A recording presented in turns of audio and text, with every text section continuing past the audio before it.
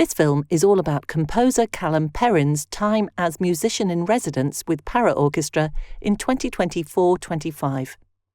Calum has short reddish-brown hair and is filmed talking to camera with a beige wall behind, wearing a shirt with large pale grey and dark grey stripes. Whilst Calum talks, footage filmed during rehearsals shows the performers and creative team in a space with dark wood panelled walls. Violinist Siobhan and cellist Zosia are seated, and there are 4 circles marked out with tape on the dark wood floor, and a cream telephone sitting on a small black table.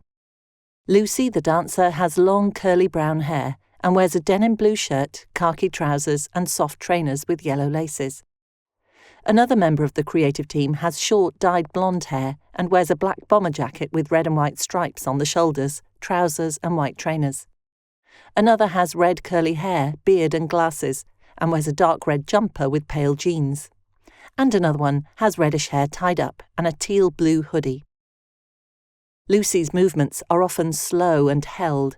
She stands hunched over, or twists her body slowly to look back at the telephone, reaches an arm out with a hand hanging limply, or lifts one leg, a contorted foot slowly searching for the floor. At one point, one of the team is standing on a chair, then pulls another chair in front of them and steps onto that, and then pulls the previous chair in front and carries on.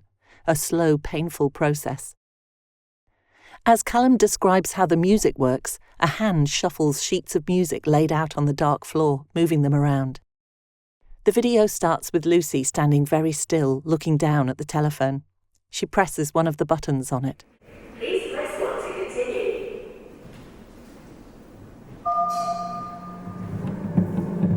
Green text. Calum Perrin, 2024-25 musician-in-residence. My name's Calum Perrin. I'm a composer and a sound artist. I have short hair, which is sort of brownish red, and I'm wearing a shirt with sort of a check colour on it, and it's buttoned up, and it's pretty much everything. The idea behind the project that I'm working on at this R&D is to create a durational piece, which will probably last around 3 hours. So the idea is inspired by the UK benefit system, and we created a phone that has lots of different branching paths, and when you press a button, it then leads you to another path, and then you press another button, it leads you to another path. So the performer will control the phone and will be constantly navigating through these different branching paths, and then in between each path, some music will play. The musicians are kind of playing a number of different loops, and they are constantly handing the sheet music to the next musician. So it's a kind of systemic thing where they're sort of playing a bit, handing it, then they're playing, and they're kind of progressing in this slightly desynchronized way. And because it's a durational piece, these different combinations will kind of appear in different orders, and we have a sense of it being out of focus and then in focus over kind of like a long period of time. I called up every single DWP phone number, including some that aren't normally publicly listed. I recorded the text from all of those and then put them into like a voice generator so they all sounded the same. I linked them all up depending on where they actually linked, but then when I got to a dead end, I'd then link that one back around to the start of a different call. So I made it so all of these different phone lines connected into one big thing that just goes around forever.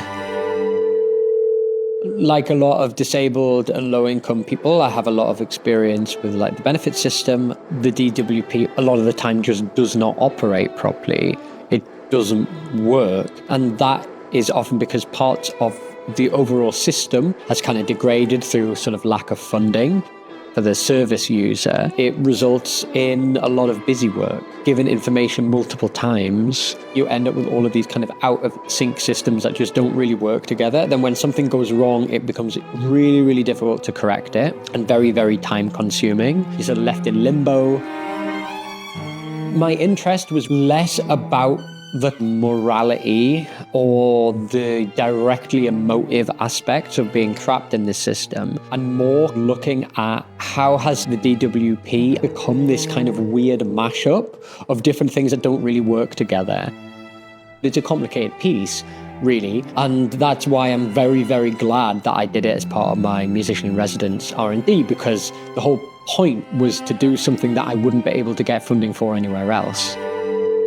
The real challenge next is to kind of like take the sort of bones of this performance that we've created, the whole team has created, and then kind of like push that in a direction where the duration actually means something, rather than it just being about kind of exhaustion or something like that, or just like about subjecting an audience to something that happens over a long time. Have kind of genuine change within that. Credits: lead artist Calum Perrin, movement Lucy Waterhouse, violin Siobhan Clough, cello Zosia Jagodzinska, dramaturg Eli Lower, outside eye Rachael Clerke, music assistant and filming Sophie Sparkes, audio description Alice Gilmour. White logos on black background for Arts Council England, Esme Fairbairn Foundation, the Mark Leonard Trust, Bristol City Council, Garfield Weston Foundation, the Linbury Trust, John Ellerman Foundation, and PRS Foundation Talent Development Network, supported by PPL. Paraorchestra in white text on a black background, which then repeats into a long column, slants over to the side, and then folds back into one word again.